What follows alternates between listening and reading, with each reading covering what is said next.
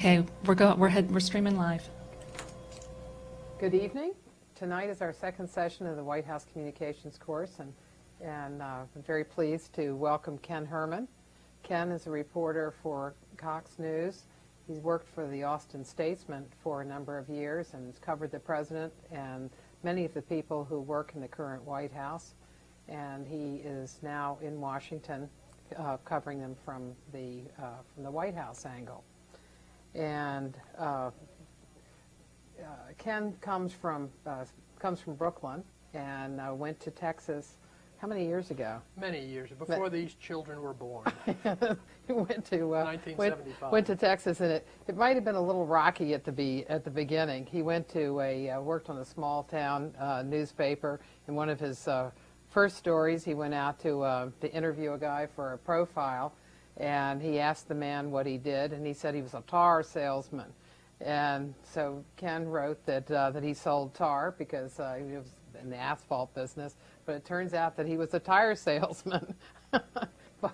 but Ken took to Texas, and Texas certainly has taken to Ken.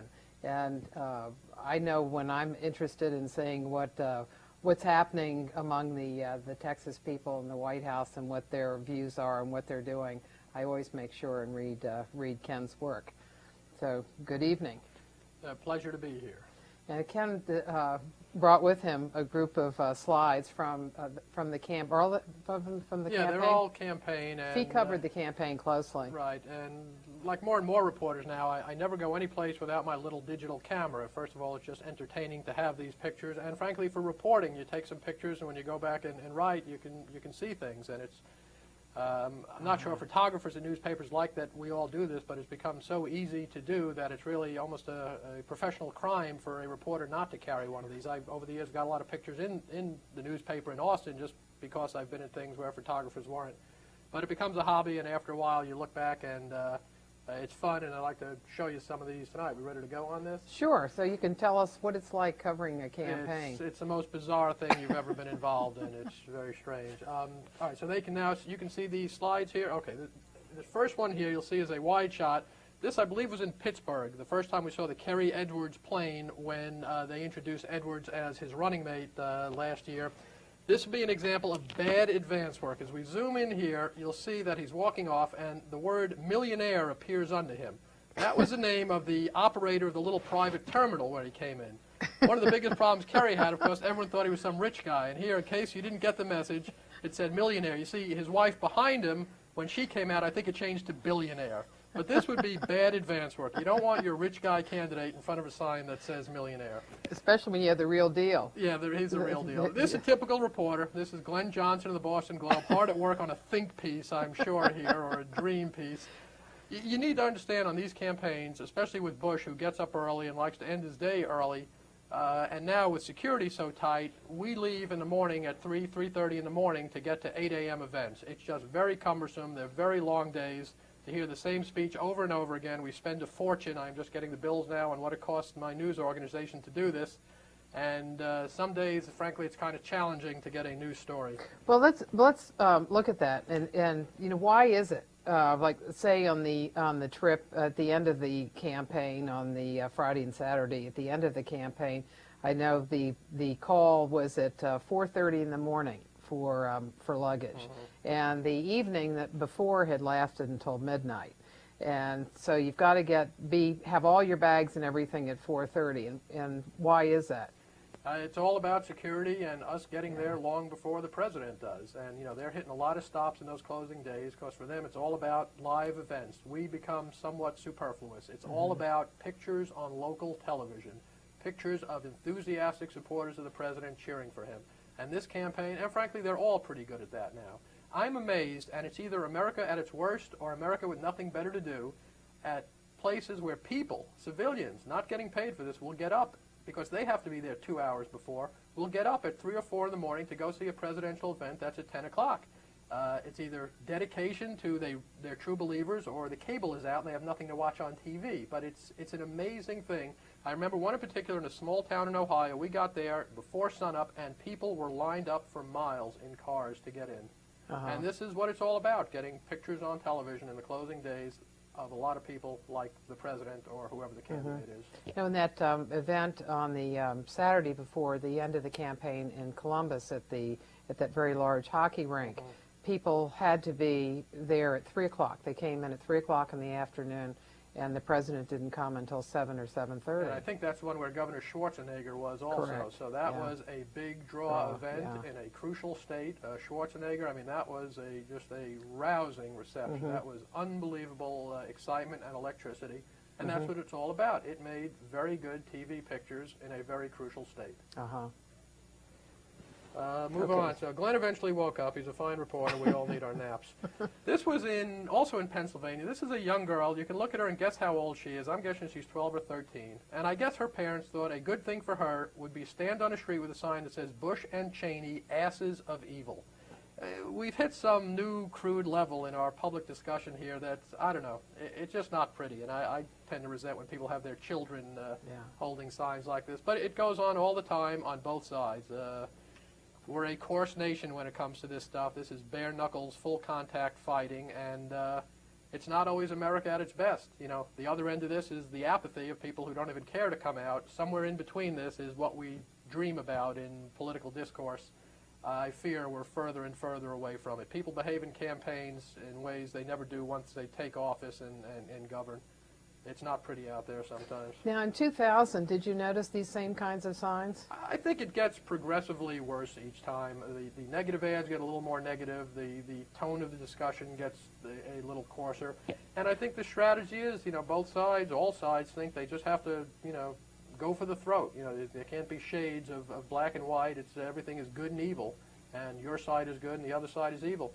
We see it all the time in emails we get from readers who read all kinds of bias into our coverage, and you know, this red state, blue state thing really has gone to an extreme. People are in definable camps. There just don't seem to be many people in the middle saying, well, you know what, both sides may have some good ideas, especially among the partisans and the activists. It's increasingly coarse, increasingly strident, and decreasingly sort of negotiable. Everyone thinks the other side is the evil. We are way beyond a candidate being able to get up and say, the guy on the other side I just happen to disagree with. You almost have to demonize them, and that they will ruin your life and eat your children. And it's not healthy. Moving on. Now, this was interesting. This was last summer. For a while, I've been asking to go bike riding with the president. This is his new passion. His legs, his knees are shot, so he mountain bikes.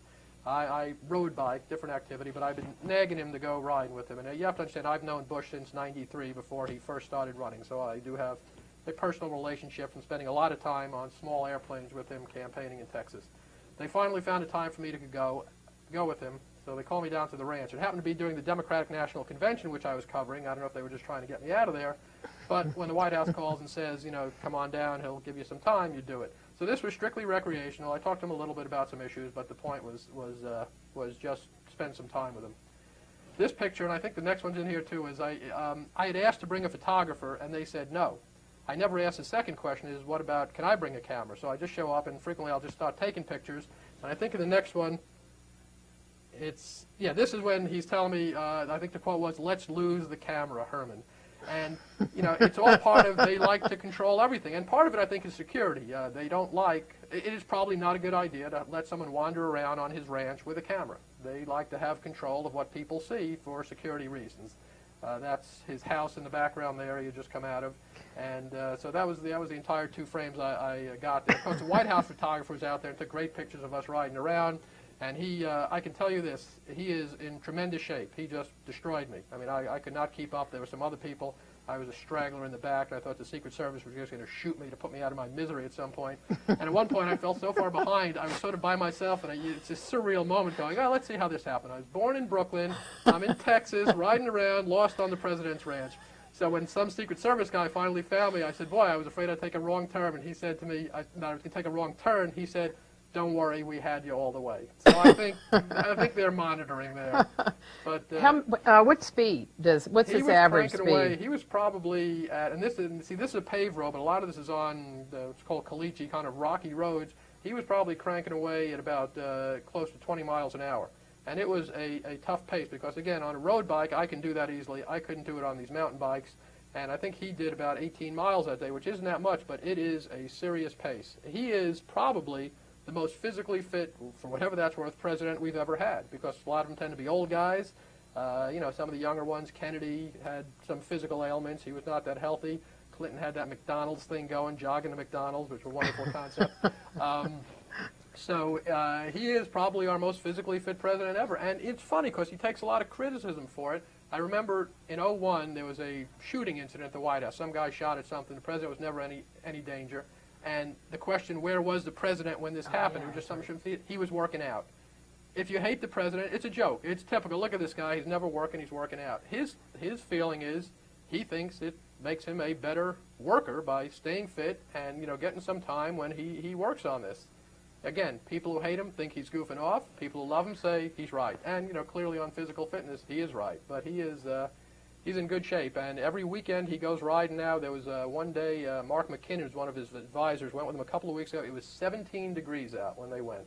Mm-hmm. This is, if you're America's enemy, you have to realize this guy is nutty enough to go bike riding in 17-degree weather, so you don't want to mess with him. But it made for an interesting day. Here's your professor here, getting her hair done by the choppers on Marine One. This is always a highlight when the president comes and goes. We all go out there and watch him, and he waves at us, and some civilians who get to see it. And the air from the choppers is serious, and so you get your free makeover there. So what you do is you turn around with your back to it, because it really brings up a lot of dirt. Yeah, but then of course there's some obnoxious reporter with a camera who takes your picture and you turn around. So you can't win either way. But that's a nice ritual to White House. So this was that day. This was a picture they took when I was out there after we were riding. I got them to answer a few questions. Your president, I can tell you from his days in Texas, is a legendary sweater. This man sweats tremendously. I'll never forget the time we were at the State Cemetery in Austin for some event, and he was there, and it was summer, and it's 110 degrees in Austin in the summer. It's just horribly hot. And he was just so completely soaked through his shirt and his jacket. It was like the gubernatorial wet T-shirt contest. It was just, I'm not sure you need to know this, but your president sweats. This is, happens to be Bennett Roth of the Houston Chronicle. The food on the campaigns is you can gain 50 pounds. And we pay for all this, but there are basically 7 meals a day you can have. At every filing center, which could be 2 or 3, there are these giant buffets of food. On the plane, it's endless. And for those of us who enjoy just sort of recreational eating for nothing better to do, it's horribly unhealthy. It is not a healthy lifestyle. And the truth of it, when you travel, there's 2 truths about reporters on these. 2 things they say. Reporters, it's kind of like farmers and rain. You know how farmers are. Too much rain, too little rain, they're never happy. Either way, they get free money from the government. When we're traveling with a candidate, what we complain about, because we always complain, if I wasn't here cooped up hearing the same speech 4 or 5 times a day, I could be out doing great stories. When you're not with them, then your complaint is, or your worry is, oh, I wonder what's going on there, I should be there. So you're never happy either way. And most news organizations have some people traveling and some working on the other stories at home, but it's not healthy. This is a typical, several times a day, the sweep, where you line up all your equipment on the tarmac, and you generally have to open the computers and turn them on, and people and dogs go through them. And the dogs will just slobber all over it. Sometimes embarrassing. The dogs will look at your computer and write a better story than you would have written. It's just become an unfortunate fact of life of how cumbersome security is. And it eats up hours a day where you just wait for them to get. And by the end of the campaign, the traveling press throng is huge. It's just a lot of people, a lot of equipment. It's a lot of time. So how many people were on that plane? Well over, I don't know what it said, must be 100, 150, because you've got all the major news organizations, and the biggest thing is the TV networks. Each of them is 5 or 6 people, because they'll have the correspondent, they have a producer, they have the sound people, they have the camera guys, and those guys work hard. And as Martha knows, and you'll see a picture later on, they party hard also at night on the plane when their workday is over. But what they accomplish every day, just equipment-wise, is an amazing feat. It's amazing to me. Let's see. Oh, this was nice. This was, I emailed this one to my wife. This was a bathroom in a hotel room so nice in Miami. I had to show my wife this. The White House tends to put you up in nice places. This was in Miami for the debate. I think it was the Mandarin Oriental, and the room rate on the door was like $600 a night. We didn't pay that much, but it was just so shockingly wonderful. I emailed it to my wife. When you travel on presidential campaigns, for all the complaining we do, the accommodations are pretty nice. But it's also a very spoiled universe, the press corps. I can remember, and I won't name any names, in 2000, we stayed at a Four Seasons in Malibu, California, no, Newport Beach. That was so fabulous, even by the standards we unfortunately become used to. We were calling each other saying, oh, you got to come see my room. There was one report. So the next day on the bus, people were talking about it, and it really never happens because the fact is you stay in very nice hotels. There was one reporter, I shall not mention her name, who everyone else was talking about how nice their rooms were, and she had a horror story. Her horror story at this Four Seasons in Newport Beach was she went in, this is how she told the story, she went into her room, and they only had a queen-size bed instead of a king-size bed. And how they expected her to be able to sleep in a queen-size bed, she'll never know. So she marched herself down to the desk. This is why the world hates us. I mean, it's just, you're sitting there listening to this, you go, what are you talking about? But we don't live in the real world out there on the campaigns. This is before the Miami debate. It's Matthew Dowd on the left there and Mark McKinnon, two of Bush's advisors, even before the debate, convinced they had won or were going to win and smoking victory cigars. You spend a lot of time. One of the good things about going out with them is you have direct contact with these people. Now, again, through my years in Austin, I've known these people for a long time, but believe me, it still helps to get FaceTime with them, and it can be hard sometimes. And the debates are just the most bizarre. So it's also bizarre. But the debates between the spin room, where you have all the people from each campaign telling, here's typical. This is Ken Melman, head of the campaign, now the chairman of the Republican National Committee. After the event, they go in the spin room. They have these big signs with their name on them, and they tell you that their guy won, like they're going to tell you anything else. And it is just the most bizarre, unusual setting, and you can't figure out what the point of it all is. But these filing centers that they set up for these debates have become so huge that it's you wonder what it's all about sometimes. But it works. It works for them because then people use quotes. Did you use any quotes from Melman? Absolutely. Use Melman. And I think, let's see who else we have here. Yeah, Melman grew up at Towson. That's right. Yeah, he's from here. Here's a very flattering shot of Karl Rove, the traditional up-the-nostril shot.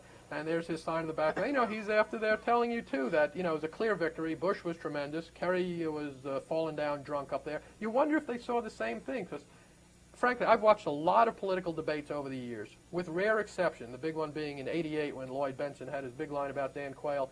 I generally think it's close, that it's such eye of the beholder stuff. If you went in liking one guy, you probably thought he won. If you like I can't imagine they move many votes.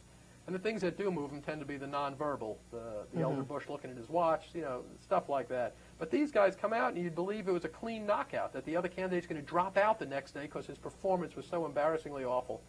Did they get a sense that the first debate was a problem? Oh, they certainly wouldn't admit it in the spin room, but later... But they must have gotten it from the questions. Yeah. So it has an advantage for them, too, in that they get an early reading. On where they are and what they need to, what kind of triage they need to do. Exactly, but it's interesting how their story changes. After the first debate, you know, they'll tell you it went great. And then after the second debate, you say, well, what went good for your guy? And they say, well, we thought he did much better than the first one. But I thought you said the first one was great. You know, they set up these hurdles. Yeah. And I remember with Bush back in Texas in the gubernatorial race in '94 when he was a rookie candidate, certainly not new to politics, running against Ann Richards, who is one of the great public speakers of all time in American politics.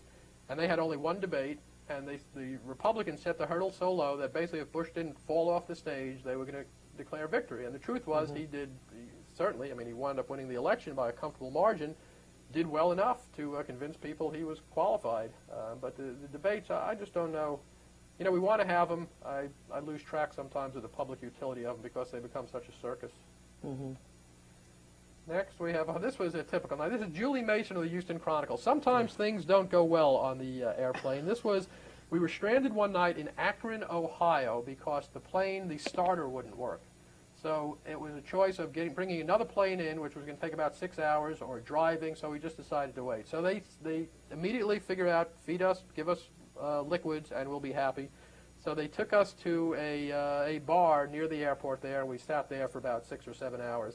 The only other time, and I wasn't on the other trip, I was on the trip, we got stranded in Akron, Ohio. The only other time there was a problem that had them stranded, they spent an extra night in Las Vegas. Akron, Las Vegas. I got Akron. It was just a strange evening. This is an interesting phenomenon. This is a woman who has fainted at a Bush event. It's amazing how many people pass out at these events. And the fact is a couple of things. One, his demographic tends to be older people. And two, again, these people get to events incredibly early. And invariably, they're carting people out of there. It is just another strange scene. And Bush has become very good at, he'll be talking in an audience. If he sees someone go down, without missing a beat, he'll like point to the doctor, point to the person. It's like he's running an ambulance service while he's giving a speech. But invariably, I must have 20 pictures. It's a morbid thing to take pictures of. And generally, they're just passing out from the heat or from, just standing a long time. But I guess he's hoping these people voted absentee because he's losing some of them during the event, and they may not be alive on election day. Is part of it because they're not allowed to bring in much stuff with them? Yeah, I think they can have water and stuff. I just think it's the length of time. Yeah, so you can't bring in sandwiches and that sort of thing, and if you're standing there for 7 hours. And some of these people are. Yeah. These people are getting there fabulously early for these events, and some are getting to meet their local emergency medical. This is our favorite thing. Whenever we see porta potties, we know it's going to be a good event. This was, I think, in Waterloo, Iowa. Again, an event at a stadium. Very interesting event. They had, when you went in there, I don't think I loaded the picture up, when people walked in, and they all had to have tickets to get in, they had people holding up a sign, "Want to upgrade your tickets, see me," to get better tickets closer in. And what you had to do to get better tickets, and this was ingenious, they had a phone bank set up there, a table with telephones. If you were willing to sit there and call 5 people, they had the list, you'd get a better seat. And lots of people were willing to do it. And then it was just, a volunteer calling, saying, "Will you vote, for George Bush?" And it was a good idea. So they turned these people into an instant phone bank right off the side there, and had people working it. They don't miss an opportunity. I mean, these campaigns are good at what they do.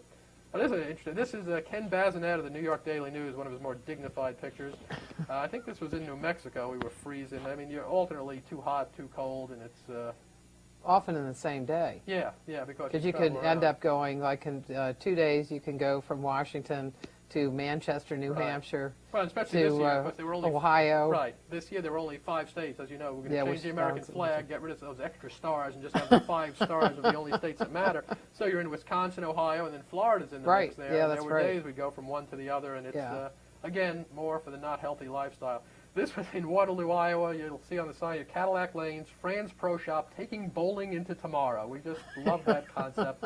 I didn't know bowling was in yesterday, and I think I have the other one. Yeah, Waterloo, Iowa. This is my favorite. Hooters, Burnsville, Minnesota, 205 miles away. They're hard up for entertainment in Waterloo. 200 miles, you can get to Hooters. I'm sure there are days when you want to do that. This is me in a llama. We don't know why. This was in Jacksonville, Oregon.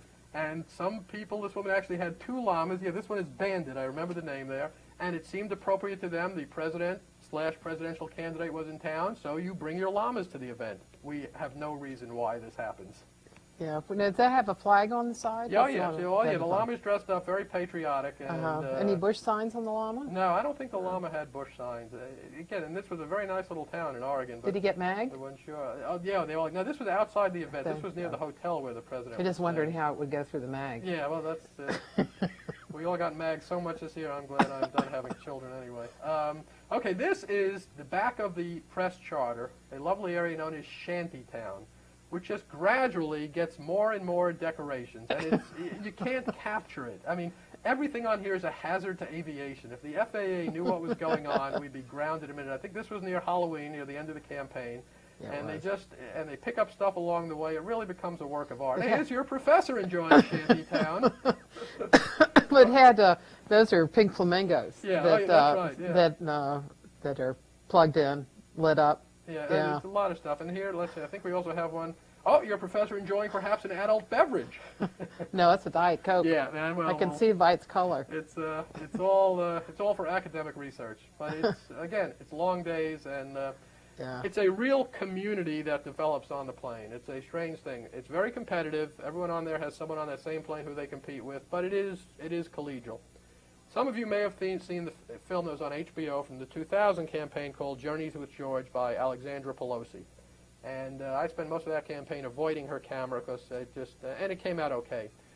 My concern about that film, for anyone who's seen it, is to the extent anyone thinks that's the definitive piece on here's how a campaign is covered, it's wrong. It's how part of it is covered. I mean, it would make you believe that it's just a bunch of tomfoolery flying around the country on a decorated airplane.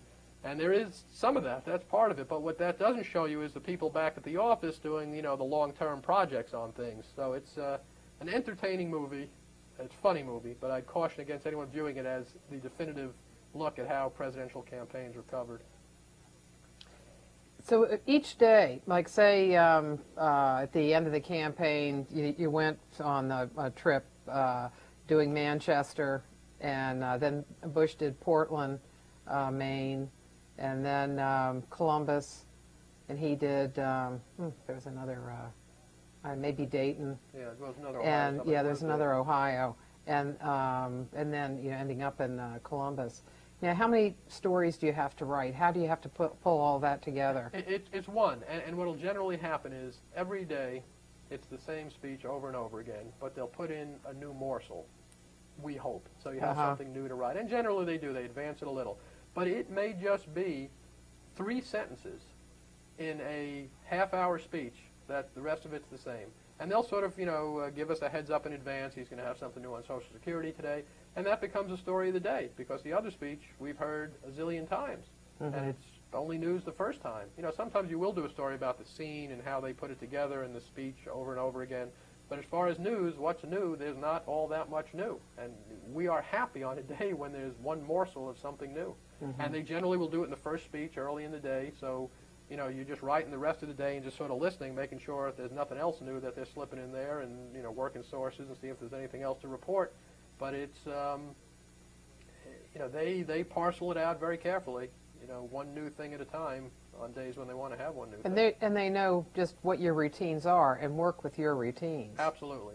And they understand the newspaper deadlines, and they are very well aware of television, because that matters more to them, what it looks like on TV. So in that first event at Manchester, for example, Karl Rove, Karen Hughes, and Dan Bartlett were all circulating. Right. By reporters. Sometimes you can't find them, sometimes you can't get rid of them. And whatever, I don't remember what the message du jour was that day, but they make sure you get it, and they're there with all the spin, and they're good at what they do. But this was interesting. This was in Green Bay, Wisconsin. This sign was on one restroom, National Press Room, men and women, and it meant just that. We were all in one restroom. We've taken equality too far here. I believe we should attend separate bathrooms. But it just, I walked in there. We all expected to see 2 doors behind there, and I remember some women came in, and some of us men were doing what men do in there, and it was just a beautiful thing. Can't we all just get along? This was in Ohio at Cincinnati at their new baseball stadium there. That's Karen Hughes signing autographs for a man who has a child on his back who, as best I can tell, is dressed up as a herpy or something. I don't know what this kid's supposed to be, but it's interesting how people like Karen Hughes become celebrities. This is Halloween. She's got a little pumpkin there with candy in it she was handing out. But people like Karen Hughes become celebrities. People go, I can't tell you how many people walked up to her at that event. We were sort of in the press little pen where they keep us there. And she was chatting with people and signing autographs. Again, it's the power of TV that people appear on it so much. Everyone's a celebrity, and Karen certainly has become one. I know this was a highlight, thanks to the miracle of wireless technology, actually filing a story from on the pitcher's mound at this stadium, the closest I'll ever get to pitching in a Major League Baseball stadium. Of all things that I do, I think this impresses my son more than anything else. But the technology is amazing now, between wireless internet and these air cards that effectively are like cell phones you plug in, and you could push the button any place and file your story. The technology is amazing now when it works, and most of the time it does. I go back to the manual typewriter era, and I worked for Associated Press for 11 years, and I can remember just hoping to find a telephone where you could dictate a story. And now the technology just moves so quickly. Whatever is whiz-bang this year, next year is passe. And we've reached a point now where you really don't need anything else. You're self-contained. You dial up and send your story, get on the web, do whatever you want. Was that a Wi-Fi connection? This one was actually through, Wi-Fi someone else has to set up for you and be available. And it exists in a lot of places. This was just through a card you plug into these things that in effect makes the computer like a cellular phone, and you can call into your home computer and send your story. You don't even need, you're dependent on nobody else other than that there being decent cell phone service, which there is in most of the country now. The technology has become just amazing. This is the kind of sentiment you see out there: work hard, play hard, kill terrorists. This was Again, the kind of thing of people. Where was that? This was in, I think this was in Green Bay. Yeah, they had some band on stage. There's a country band in the background. They're one of these famous country bands I've never heard of. And it's, there's not much gray area in politics anymore. This is a dignified picture. This was in Wisconsin. Those are our cheese hats. From left to right, that's David Green of the Baltimore Sun, who's actually moving to NPR. That's me. That's Ken Bazinet in the middle with the cheese on his head there. And that's Don Gagne of NPR. I can't tell who would be lost in the background. Yeah. You recognize? I don't know who that is. You pick up all kinds of stuff along the way that you think is great, and then you get home with all this, and you go, well, what do I have here? Well, what's the point? But it passes the day. This was in New Mexico. That's Steve Holland of Reuters and Olivier, I forget his last name, of AFP, Agence France Presse.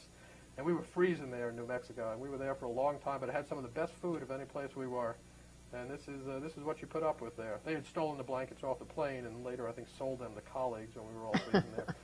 This was election night here at the Reagan Building, where they were supposed to have the big celebration, which didn't happen because, again, we were unsure. And Bush supporters were just decked out there sleeping. I mean, this was probably about 6 in the morning, you know, because the word was he was going to come out eventually. He never did. And about 7 in the morning, I think Andy Card came out and said something to the effect of, it looks good, we think we won, but we don't know. These last 2 presidential elections have just been strange nights. In 2000, when they were in Austin, we were all there. It was a horribly cold, wet night in Austin. Again, we were there all night because that was the, you know, the election night from hell where we didn't know what was going on. And it ended for me at about 5:30 in the morning. The celebration was supposed to be near the Capitol. Our newspaper is about a half-mile south of there, across the river there in Austin.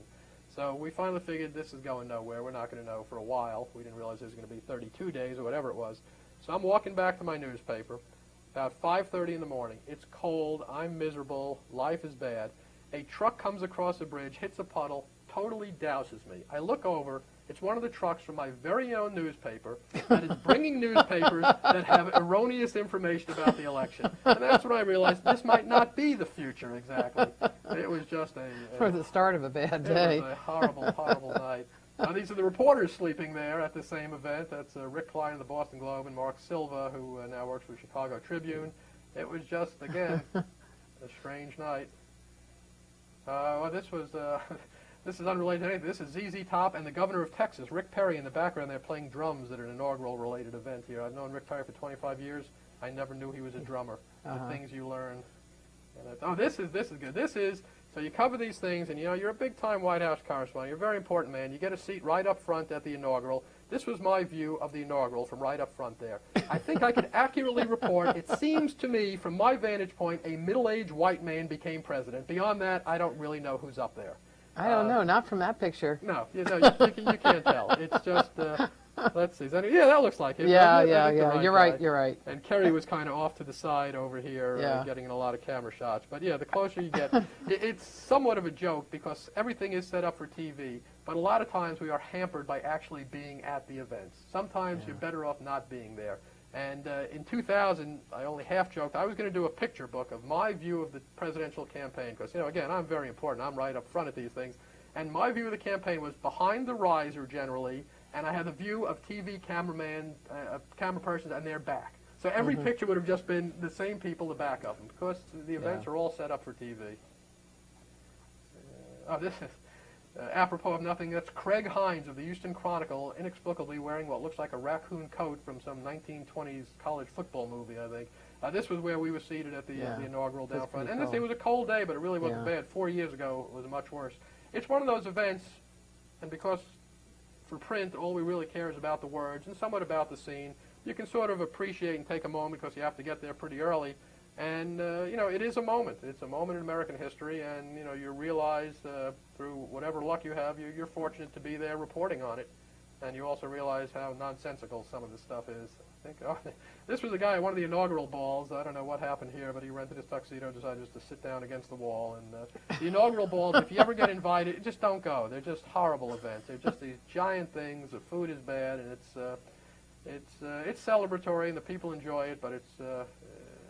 It looked on C-SPAN as if people did enjoy it. Yeah, they do, because it's a lot of out-of-town people, and again, and it's a good thing that just the aura of being around it means something to them. I don't mean to denigrate it. It is a good thing that we People are honored to be involved in these things, and a lot of them worked hard to get their guy elected, and they deserve to have a party.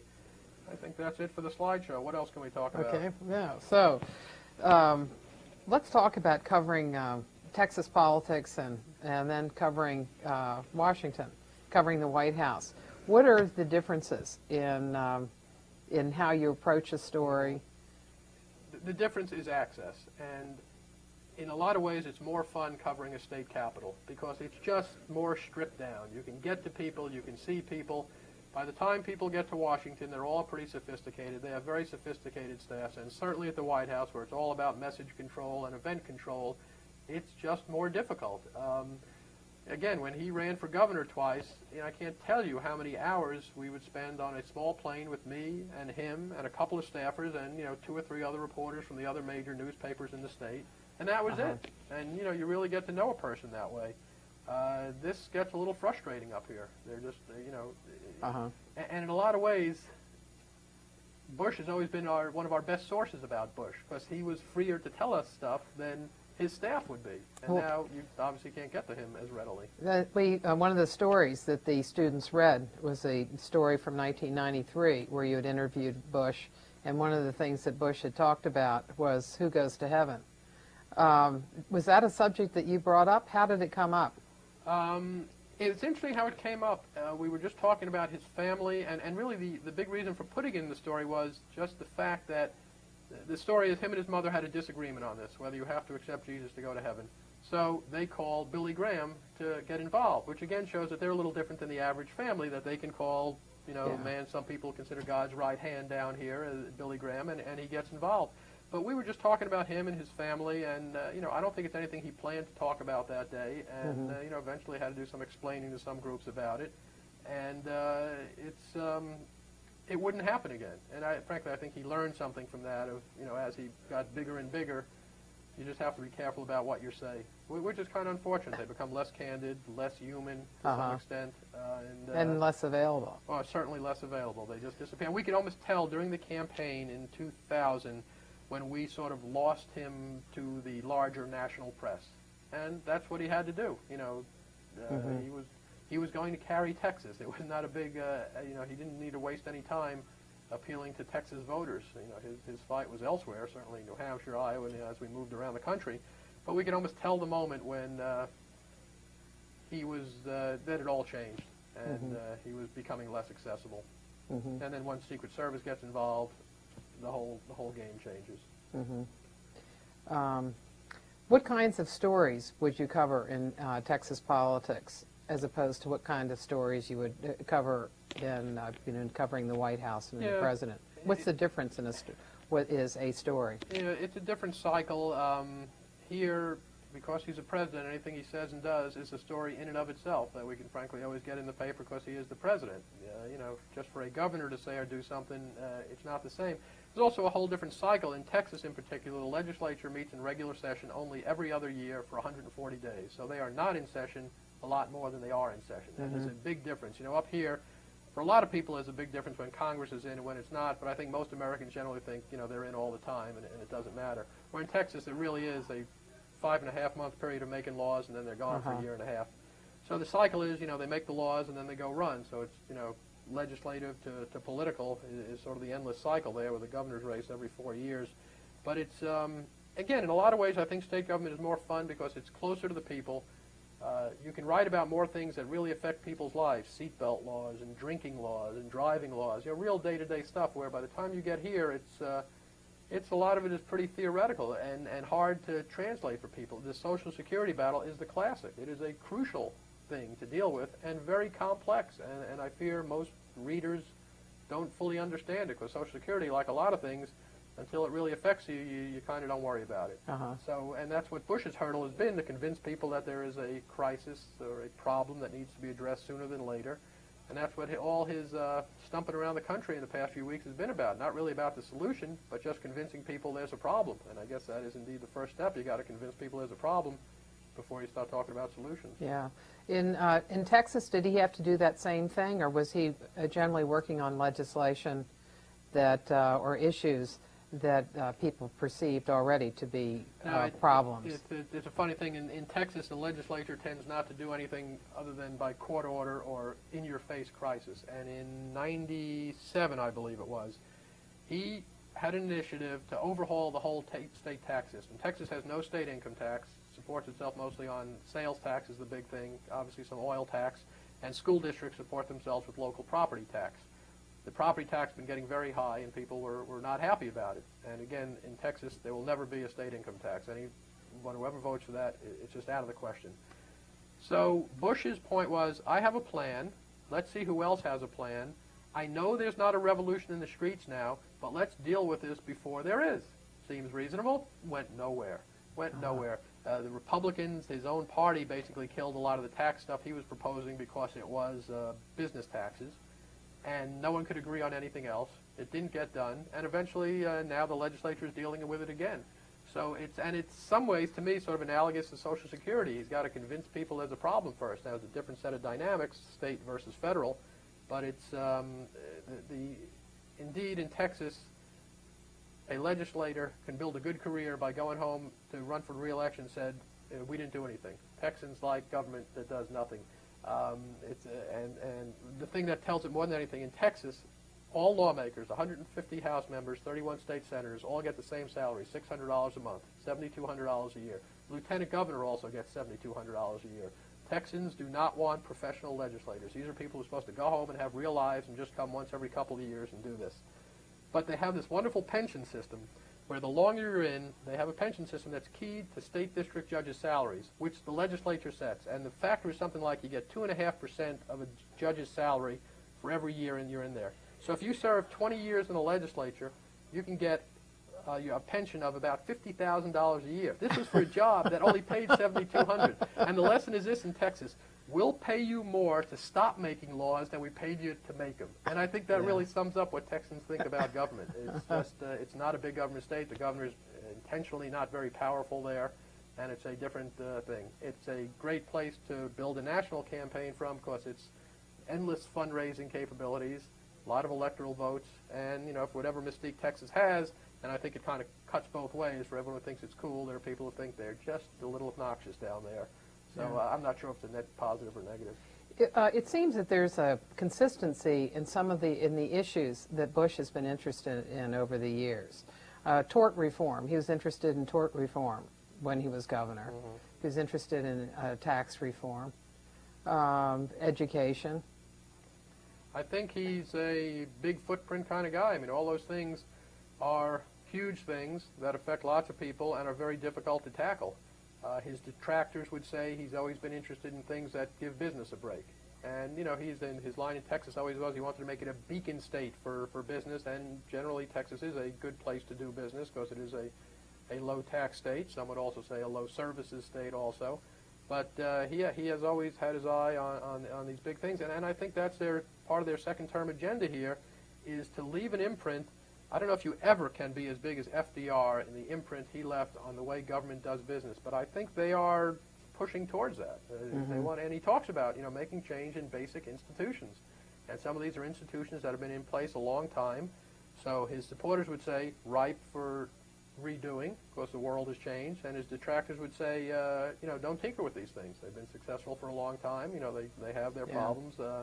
But they are big target people, and in a second term, when you're instantly a lame duck, I guess you sort of stop worrying about re-election because it's not going to happen for you. And then the problem is he sees now is his own party has to worry about it. So some of his biggest hurdles now, I think, are within his own party of getting some of this stuff through. Certainly on Social Security, people are pretty skittish about it. So we'll see how it plays out. But it's he set a large goal. In your coverage in both places, is your goal pretty much the same of what you think your role as a reporter is? Absolutely. I mean, the goal remains the same, and it is to what people don't see is we are sort of obnoxious, cantankerous, and contentious with everybody.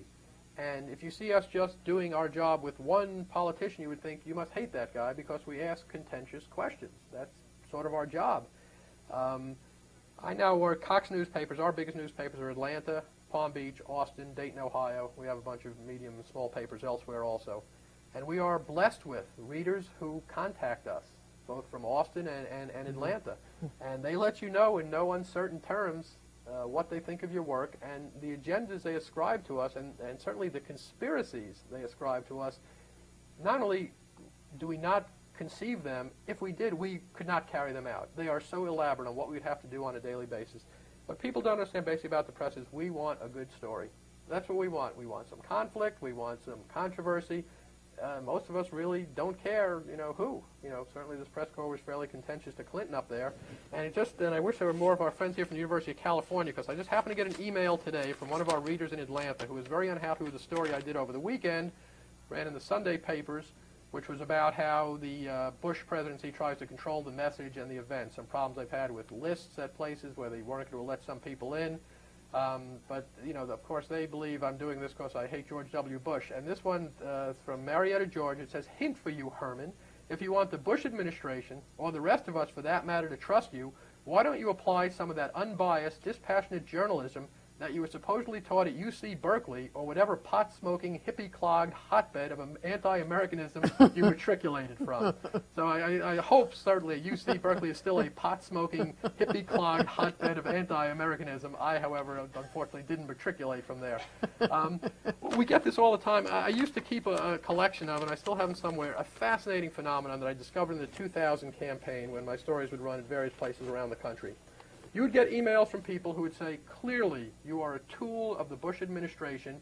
You want to be an ambassador or the press secretary, so you don't write anything nasty about him. And then you are a pot-smoking hippie from UC Berkeley. Clearly, your mission in life is to get rid of all Republicans. Frequently, you would hear from both segments responding to the same story. They'd look at the same story and reach those conclusions. And the best thing I figured out to do is I would share those with each other and say, sort of talk amongst yourself. Let's figure out which evil being I am, so we can all make progress here.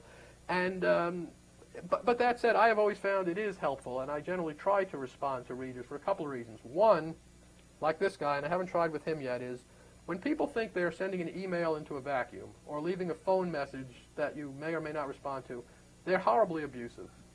I found most people, if you respond immediately, the behavior improves, because they realize there's almost like a regular human being on the other side, if we are almost regular. And sometimes, precious times, you can actually have a great discussion. And I do learn from readers. They will show you some word you used may have had a connotation you didn't intend to, or was more loaded. And it is incredibly valuable to hear from them. Some of them, by the third email, when they're still accusing you of this kind of stuff, you realize there's no middle ground here. We're not getting anywhere, and you just sort of disconnect from it. But more often than not, I find they tone down, and you may not make a friend out of them, but you have a reasonable, productive discussion where I certainly learn something, and I hope they learn something. Sometimes it's about the mechanics of deadline of, what you said should have been in there would have been nice, but it was past deadline. Unfortunately, there are limits here. Fewer limits now that we post everything on the web, and it's a 24-hour news cycle for us, just like for TV. But if any reporter ever loses contact with readers and can't learn something from them, there is a problem. What about hearing from the White House? Do you hear from the White House? You do at times. I haven't heard that much. They may spend more of their time worrying about what's in the Post and the New York Times and on the wires. But, even back as governor, they're not shy about calling you when they think you got something wrong. And again, you want them to do that too. More cases than not, you don't reach a conclusion because it's just interpretation, or, they just want spin in there that's beyond what you can do. But sometimes there are factual errors. Certainly this Social Security stuff, which has a lot of math in it, and I can tell you there are very few reporters who went into this for our love of math. Most reporters become reporters for two reasons. You get to college, you open the catalog, very little math, very little foreign language. You call home, I'm a reporter, Mom. Who knew? But it's very technical stuff, and mistakes are made. You look in any major newspaper every day, and the corrections are voluminous. And on Social Security, there have been a couple of cases. A couple of significant ones. Right, where the White House had to, they certainly complained about a story. Yes, and that wasn't a high-profile organization. Yes, and put out fact sheets and fact sheets about it. Yeah, set the record straight, and probably had some people killed. Who knows? Do they ever go beyond you? And I mean, would they call you, or did they call your editor? No, they call directly. To the reporter? Certainly in the gubernatorial years, they call directly, and I hesitate to tell this story because it always gets taken the wrong way. This harkens back to '93, the interview where we talked about religion. Several years later, probably would have been '98 or '99, when Bush was, sort of dodging whether he was going to run for president, but clearly saying it wasn't out of the question. He was very honest. When he ran for re-election as governor in '98, he said, "I may run for president. If that bothers you, don't vote for me." Now, he had the comfort of knowing he was going to win. He could say it, and Texans were not upset that he might run for president. So this was early in that, when he wasn't saying whether he was going to run, but he was all the rage, all the buzz. We were in New Orleans. It was a meeting of the Republican Governors Association. He and his brother Jeb were the stars. Jeb had just been elected, and George was obviously the governor who everyone thought was going to run for president. So they did a little news conference, big event. Afterwards, then Governor Bush of Texas invited several of us Texas reporters to his hotel room to just have a little press conference with us. It was during that he told us he was about to take a trip to Israel. And remember, against the background when he had said only people who accept Jesus can get into heaven. So, very nice news story. The governor's going to Israel, clearly an indication he's thinking internationally, wants to run for president. It's a good news story. We walk out of there, we're walking to the elevators, and then Governor Bush walks up to me with this glint in his eye that he gets when he is about to crack wise. And the one thing you need to understand about this man, he is the classic American wise guy, which I think is why sometimes he looks very wooden in speeches, because I think they've told him, just keep it down, because he has the ability, like most American middle-aged males, to say one thing and end the career. Just that's it. He said something stupid, or he's being a wise guy. So he walks up to me. He says, "So Herman, I'm going to Israel." I said, "Oh, it's interesting, Governor. Should be an interesting trip." And without making the connection, but clearly making the connection to our previous conversation, he looks at me and he says, "You know what the first thing I'm going to say over there is?" I said, "No. What's that, Governor?" He says, "All you sons of bitches are going to hell." It clearly was a self-deprecating joke. He was clearly joking that, the unspoken was, "I'm so stupid that I'll probably say it." It was absolutely a joke. I made probably the mistake of telling my editors about this. And we had this great internal discussion about whether it should be in the newspaper, whether it was a window to his soul. There was no doubt to me it was a joke. I won't say who was on what side of putting it in there, but the fact is it wound up in a story, buried in a story. I forgot. We found some other vehicle for it. We didn't write a big story saying, "Bush to Jews, you're going to hell," because it was a joke. And it's for others to decide whether it's, tasteless or not, and people jumped on all over the place. So we put it in a story, clearly said a self-deprecating joke, making fun of himself for previously having said something that upset some people. There was no doubt that, it was clearly a joke. The next day, I hear through sources that the governor may not be happy with me. I don't know why. So I called to Karen Hughes. I said, "Do I need to see the governor?" She says, "You need to see the governor." It's like going to see the principal. It's nothing good's going to happen here. So we go there. He had just gone jogging. He was all sweaty, as I told you, very sweaty man. We're sitting outside the governor's mansion by this little swimming pool there. And I said to him, "What's the deal? Where am I here?" And he told me, he said, "I'm disappointed you put it in there." He said, "I thought we could joke." And this raises a whole other topic, and I've discussed this with people. You get to know politicians, and you get to know them, and you joke sometimes. And, I worry sometimes that we are enabling them to joke, and then suddenly the rules change, and it's going to be in the paper. And, frankly, I can't think of anything he particularly had said previously that was a joke that, we said it was just a joke. But it does happen with politicians, especially in state government.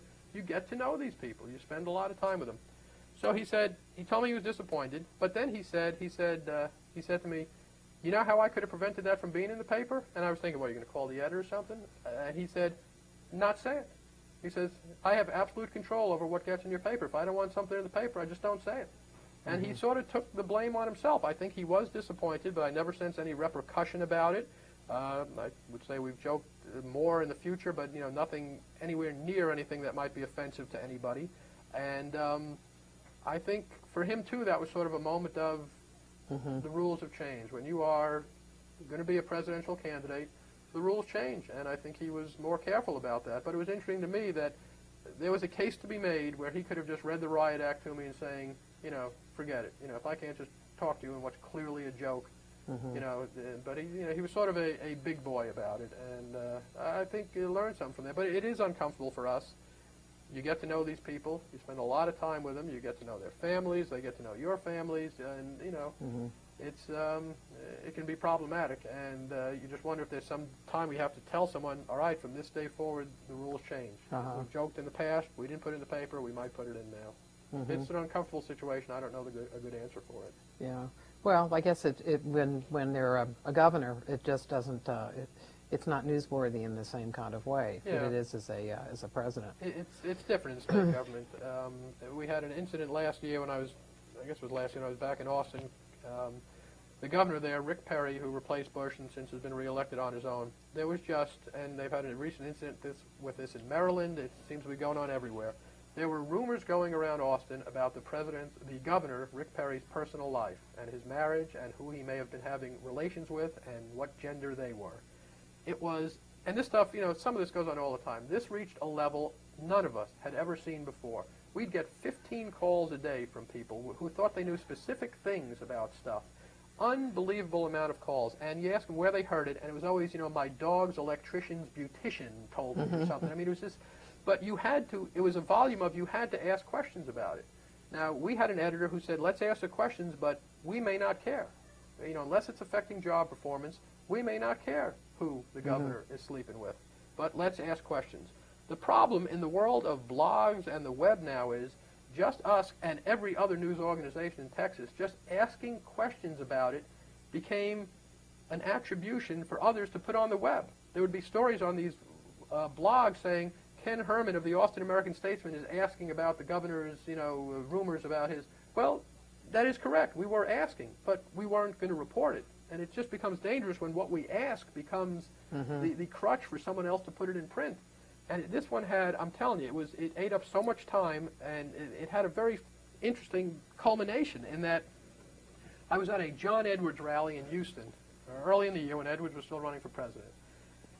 The chairman of the Democratic Party in Texas, you have to realize the Democratic Party in Texas is in worse shape than the National Party. They have not won a statewide election in probably going on 12 years now. They are absolutely at rock bottom. The chances of them winning it. When I first came to Austin in 79, every statewide official was a Democrat. Now none are. 27 statewide offices, all Republicans. It has nothing to do with your reporting? No, I don't think so. I think they accomplished this on their own without my able assistance. So I was at this event, and that day in Austin, some gay activist group that we had never heard of before went to the governor's mansion, ostensibly to be on his side, but you can see where this is heading, with these big sign of, come out of the closet, governor, we welcome you. They really just wanted to embarrass him. So at this event, and again, no one had reported a word of any of this because there was no fact to be had, even though people thought they knew the date that a moving truck came and moved the first lady out of there and about who he was having relations with. The specificity of it was shocking, what people thought they knew.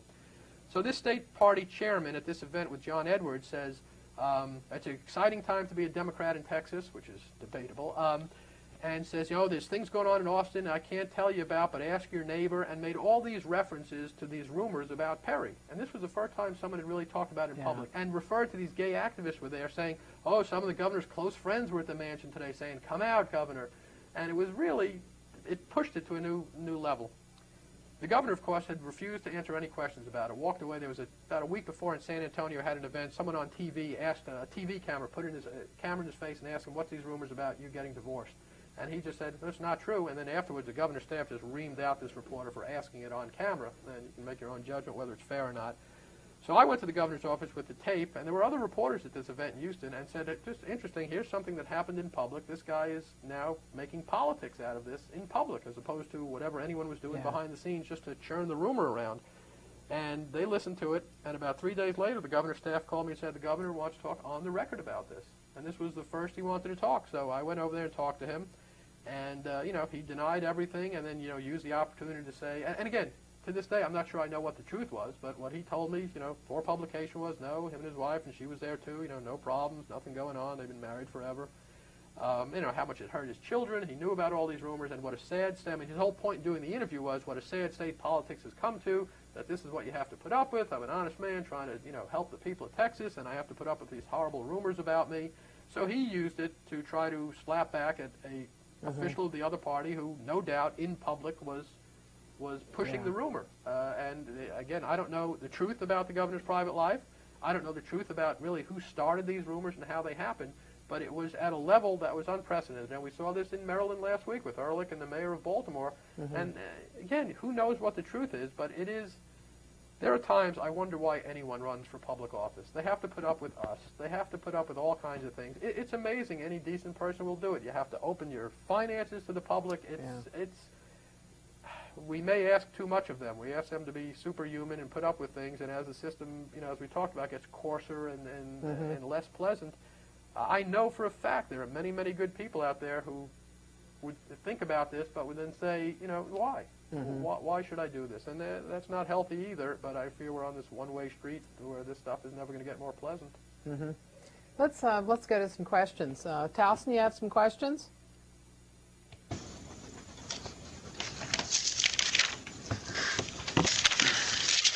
Hi, Ken. I did advance back in '99 for work for Brian Montgomery, and from the beginning of the '99 campaign to the end of it, there was a drastic difference in how the president was able to get across his message. When he started, he was terrible. I mean, he was really bad. But do you see a difference even from 2000 to now as far as his delivery and how he's able to speak? Absolutely, and I think maybe all presidents get better, but yeah, he was not good. He was, it was hard to keep him focused sometimes, and he was a legendarily poor big hall speaker, and now I think he's become pretty good at that. And it may just be you grow in the job, and it's up to people like Montgomery and them, and he's been doing it forever to give him the best possible setting, but. It may be the kind of, some people have the gift. Bill Clinton is, whatever else you think about him, is just unbelievable about it. Ann Richards was great at it in Texas. Never saw anyone who could engage a crowd like her. Bush has always been excellent with 3 people or 5 people when he really can interact person to person. Whatever you think of his politics, I would defy anyone to spend any time with him and not think he's a decent, likable person. You can hate his politics. If people who get to know him, I would think for most people it would be hard to find him to be a disagreeable person. He's pretty respectful of other people's thoughts and feelings, but he was always much better in small groups than giving big speeches. And small groups were his strength. Unfortunately, in presidential elections, small groups kind of don't matter. It does matter in New Hampshire, though, and it was funny in New Hampshire in 2000. As you recall, that was a disaster for him. And I think what happened there with someone like Bush, the celebrity factor was always big. He was the son of a president. He was the governor of Texas. A lot of America, just being a celebrity like that goes a long way. New Hampshire is all different because they are not impressed by seeing a presidential candidate up close in a small setting because they see him all the time. They expect to see them. So you don't get points just for showing up. You really have to earn them there. And we could tell in New Hampshire it wasn't working. There was one event, it was somewhere near Manchester, maybe Nashville, was a light bulb factory. I don't remember why I remember that, but it was. And he'd give this speech, and he'd have these jokes and these pleasantries that worked every place around the country. These people were staring back at him like they were Mount Rushmore. I mean, nothing. And you could just, and he looked over to us once, and, he sort of gave us a look up, I'm dying here. Help me out, I'm dying. And when that doesn't work for him, because that was his best thing, working in these small groups, you knew he was in trouble in New Hampshire, and they just couldn't wait to get the heck out of there. It was funny because they had T-shirts printed up there when we got to New Hampshire. Their slogan was "A reason for freezing." The point being, we're working hard in this cold weather. I remember flying out of there that night and asking, well, what exactly was the reason for freezing? But they recovered from it. Yes, he got a lot better pretty quickly back then, and certainly is a lot better now. And it may just be when you're the president and you have all the trappings of it, it may help you look better, but he has definitely improved. Do you think that there is there's a difference in his own energy as far as the office is concerned after the election? He seemed to work very, very hard for his own reelection. He expanded his day, and he committed himself to a much greater degree than he had during the course of the first term itself, in explaining who he was and fighting for it. And defining the opposition also. He certainly helped in that. Yeah, I think this was, in his life, the defining election, maybe more important than getting elected the first time, in that, as you may recall, his father had a little problem with the re-election thing, and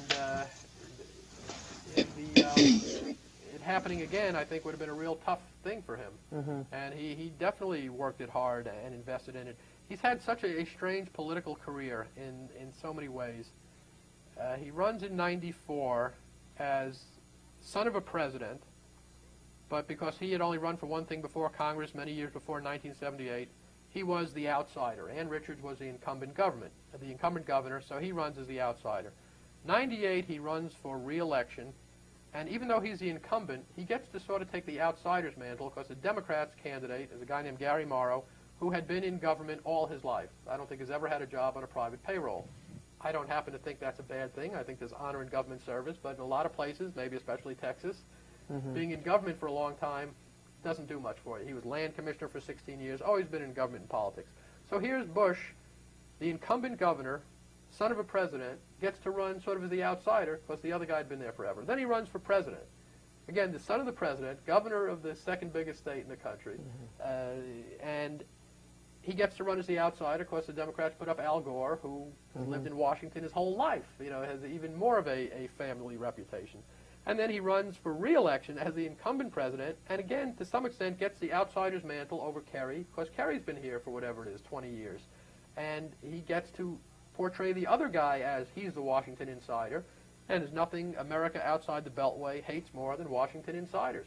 It is not an accident that John F. Kennedy was the last and one of the few sitting members of Congress elected to the presidency. We don't elect members of Congress to the presidency.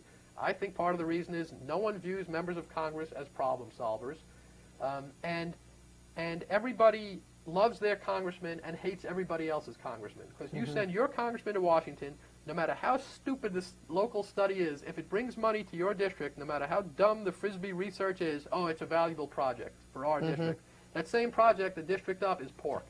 So people don't look on members of Congress and look at all of them that have run. The Dick Gephardts of the world who, as best I can tell, they're honorable public servants who've done their best up here. America doesn't even want to hear from them. Ross Perot, who's never run for anything, we love him immediately. It's the only profession I know where the less you've done it, the more we like you. You wouldn't go to a surgeon like that, but in politics, we seem to like these guys who haven't done it much. Do you have a question? Okay. More questions? Mr. Herman, the last guest we had on said that he liked President Bush as a person but disagreed with his political views. Could you comment about this in terms of you? I missed the beginning. He said, our last person, who was Chris Morris, said that he may have disagreed with his political views, but he liked him as a person. I won't tell you where I am on his political views because it would be improper for me. I get along with him as a person. It's an interesting thing on reporters and voting.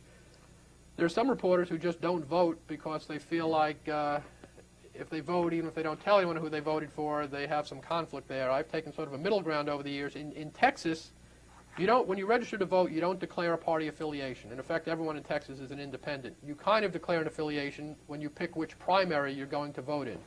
So the sort of happy medium I've established is I haven't voted in primaries in Texas for 20 years, but I do vote in general elections.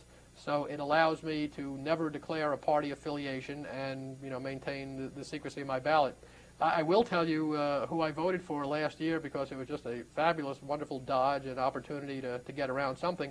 My wife has a cousin who ran as a write-in candidate for president in Texas. To be a write-in candidate in Texas, you actually have to get petitions signed. If you just write in someone's name, it doesn't get counted unless you went through this process to become a certified write-in candidate. So I voted for my wife's cousin Andrew for president. He got 4 votes in Texas, which is unfortunate because we did the math, knowing some other people, it means one of his own parents didn't vote for him, which is never very good. Since you've known the president a long time, he's tended to have nicknames for people, and including reporters. He's had some for reporters. I've never had one, strangely enough. I've always just been generally Herman, although he did call me homeboy at the last recent news conference. Yes, right. Yeah, we're a couple of Texas homeboys. I was born in Brooklyn. He was born in Connecticut. Just a regular couple of Texans hanging around out here. He is certainly more Texan than I am. But no, he and I sense he stopped using them as much for reporters. I mean, Stretch is still Stretch, but it's and maybe someone has told him it's not presidential. Laura is his compass on a lot of these things, I think. And you remember after after he did the famous Osama, we're going to get him dead or alive. It was Laura who went to him that night in a way I'm sure only she can tell him. She calls him Bushy and said to him, Bushy, we're going to get him, aren't we? You know, overdoing the Texas thing, making the point to Bush of, you know, that may have been a little over the top. And I think he later said that when finally admitting there are some mistakes he made and regrets he has, I think that was one of them he admitted regretting. Okay. Anybody else? Mr. Herman, one of the most memorable parts of the campaign was after the first debate, when he was making all these, when Mr. Bush was making all these everything, and everyone jumped on him for it. Either the day after or the second day after, he started saying his speeches about, you know, you had to be there like I was and listen to John Kerry say all these erroneous things, that you would see how someone would make a face. And that for some reason that just stuck with me about that. Do you know who came up with that spin on it? Because the media was all over for allegedly making faces and sighing and leaning on the podium and etc. It's an interesting thing, and I'll tell you a little aside on that too. No, I don't know where that came from, and it's again getting back to sort of what I said. You know, immediately after the debate, Rove and Melman, everyone, oh, it went great, couldn't have been better, and then, you know, there was this metamorphosis where eventually they were acknowledging these faces probably weren't a good thing. What I told you before about sometimes we're hampered by actually being at the debate is interesting. At that debate site, that was at the University of Miami, I guess was the first one in Coral Gables. We don't go into the debate hall. We watch on TV monitors at these long tables because there's just not enough room for this throng of reporters to go in there. So we watch it on TV monitors so we can, because we're writing stories on deadlines, one of the hardest things to do, a debate story, you know, on deadline. It's a challenge. So we just sit there and we look at the monitors that have the feed for us. We saw less that night than everyone in America did, or most of America did, because we didn't have the split screen. So we saw only the person who was talking. So, and I guess this is an embarrassing admission, again, hampered by actually sort of being at the event, I didn't know any of that. When I wrote my story that night, now some people told me afterwards, did you see all those faces? I think the Democrats were pushing that. And my answer, of course, was, no, what happened? You know, so I would think some of us failed in our responsibilities that night as a result of circumstance, because they controlled what feed we had. It's generally Fox News when the Republicans control. But that night, the debate, you know, that was a bipartisan event. So whoever we had, and it may have just been a closed circuit feed from inside, we just saw the person who was speaking, the occasional two-shot of both of them standing there, but we didn't see the faces. Yeah, because it did vary with the network. Depending who you were watching. Right. And so C-SPAN had the split screen the entire time, and then I would work off of that and then see what other networks were using it, and they used it occasionally, but C-SPAN used it the entire time. So then the question gets to be, then obviously the faces became a big deal, but how many people saw them? I mean, you had to be watching C-SPAN. I think one of the other networks may have done split screen during some of it. So it's, you know, it's a tree falling in the forest here. Who saw it? And a lot more people, I'm sure, read about it than actually saw it. Yeah, because all you need to do is once it's there, then they just take clips of it and use it on the news. Right, once you know it's there. Right, yeah. But if you're watching and you just see one speaking and the other speaking, and I can tell you again, because we are so word-oriented, and during a debate, because of the deadline pressures, I will take a transcript of it myself. I mean, they get you the transcripts, but you don't want to depend on a deadline. So there's a significant portion of the time you're not even looking at the screen. You are just getting the words down, because that's what matters for us. Although the reality is, especially in debates, a lot of the nonverbal matters tremendously. And you know, you have to have several people there looking for different things. It's a hard thing to do on deadline, and it's always on deadline. One of the interesting disputes about Bush is whether he reads newspapers or doesn't read newspapers. You know, they put out during the first term that he didn't read newspapers. They didn't watch television and didn't read newspapers, although there were some people who said that he did, but you kind of didn't know. What experience have you had with him over the years? Back in Texas, he read newspapers, and I think he does now. He does, as best we can tell now. He reads the Times, the Post, the Washington, the Wall Street Journal, and I think the Dallas Morning News to get some of his news back from Texas. And I'm sure it varies, and I'm sure they also give him compilations and things he needs to see. Back then, you know, in when he was governor, he read. I mean, you could tell when he talked to you about stuff that he had read things, and certainly kept up with, you know, who was endorsing him editorially and otherwise. I think he's better read than the stereotype would have you believe. Yeah. And- Why do you think his staff thought that that would be an advantage to put out that he didn't read newspapers? I don't know, because it's never an advantage not to read newspapers. We all know that, don't we, Martha? Right. For No, I whatever, mean, it's true, because there are people who have said, I read a newspaper. Why shouldn't the President of the United States read a newspaper? And so, they backed away from it, and Laura Bush then talked about their reading newspapers in the sort morning. of read them to each other sometimes. Right, yeah. I just don't know if maybe they thought it might be attractive to the hate the newspapers crowd that's out there, and certainly there are some who voted for him who fall in that category of don't believe a word that's in the newspapers and have found ways to live without them. Clearly, newspaper readership is not trending upwards. We're doing something that's not making people happy. Part of it is just the difference in technology, but it is what we struggle with all the time, and the demographics are clear. Our best, most devoted readers are older people. So then we try to do things to attract the younger readers. We fail to do that, then we upset the older readers. So and the things that upset them the most are things like if in a newspaper you want to change the television grid of the TV listings, which has become a very cumbersome thing for newspapers because there's 7,000 stations. It used to be easier, and even in a town like Austin, there are 6 cable systems, so now channel 22 is not always channel 22 or whatever. You change that, and you get calls for weeks. And generally from older people, it's always been this way. What's wrong with you people? Cancel my subscription. And this industry is struggling. It's struggling to figure it out. We've all gone very web heavy. We all have websites. We try to update them a lot. It's a new world out there, though. Has doing the websites and having news ready all around the clock, has that made a difference? What's the impact of that? What's the advantage of it? You put a lot of effort into it. We put a lot of effort into it. The advantage is there are a lot of people who this is how they get their news through the computers, and you have to do it. I kind of like it because, again, sort of going back to my 11 years with Associated Press, where it was always a deadline. You never waited to write something. You just put it out right away. I kind of sort of like that frenetic pace. I like it because it used to be frustrating to me if you had a good story at 9 o'clock in the morning, you didn't have the paper till the next day. You just sort of, maybe what drives us to this industry, sort of have this energy going. I wish I had some place to put it, to some way to tell somebody, and this way gives you some way to tell somebody. The print newspaper on rectangular sheets of paper may disappear in some of our lifetimes. The function of reporting never will, I hope, but the delivery system, and there are a lot of people in our industry I think have been slow to realize this change has got to be similar to Gutenberg. I mean, this is such a monumental change in how we deliver this stuff. I'm not sure, I know it's taken us a while to really understand it. And, there's some saying, oh, it'll never change, but these are the same people who, when Gutenberg came out, probably saying, yeah, that's great, but you'll never replace the town crier.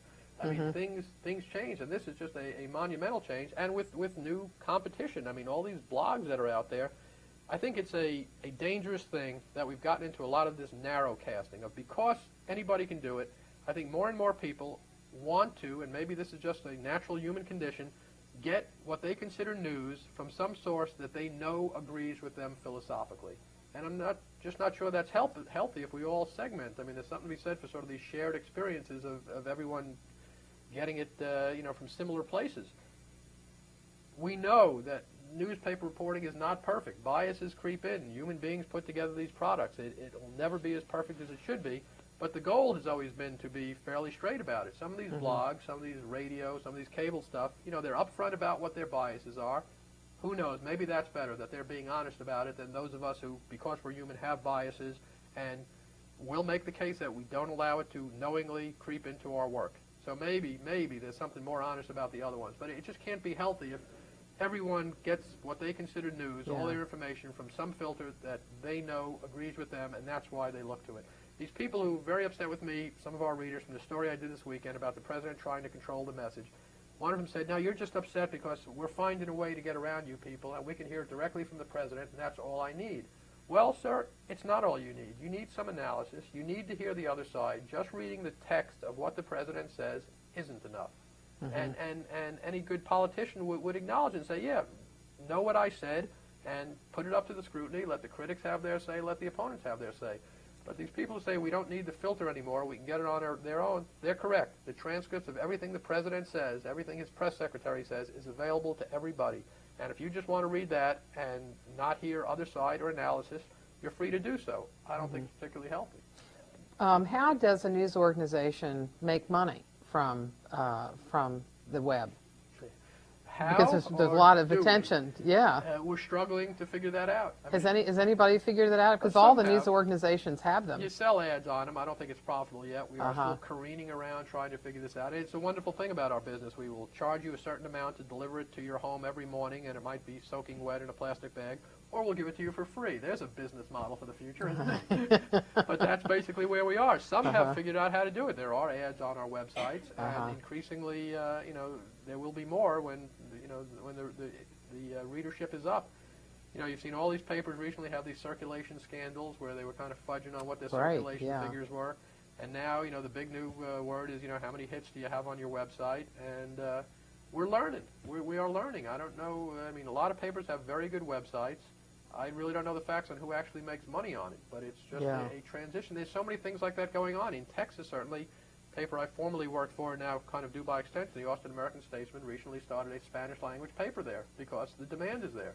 Does it make money? They tell me it makes a little now, but it was more important for them because someone else was doing one also to sort of establish the beachhead and say, all right, we're going to compete in this. And kind of just like the web, it'll go through fits and starts and mistakes and stuff, and, in some ways it's very exciting, very dynamic. Yeah. And it's all about the future, but it's been very frustrating in newspapers. As I tell everyone, I just need about 15 more years of it, and then you're all on your own. Then I don't care. I'll just all the Social Security will be gone. I'll be a poor man. But You can do the lecture I've circuit. seen it change. I started out in the manual typewriter era, and now we're here. And